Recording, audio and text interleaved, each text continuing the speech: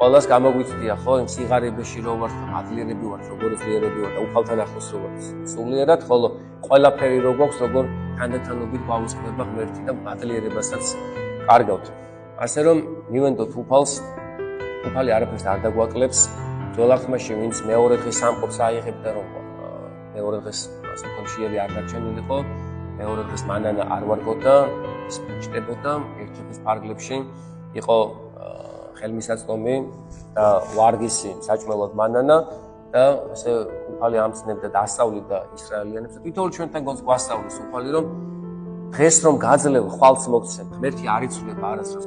გუშინ რომ აპატია უფალმა ცოდვები და დღეს რომ აპატია ცოდვები, ხვალ რომ გათენდება ვიცი რომ ხვალს ამწუხარო ჩავიდნენ ცოდვებს ჩემი სისუსტის და უზურების გამო და ვიცი რომ ხვალაც მაპატიებს უფალი ცოდვებს.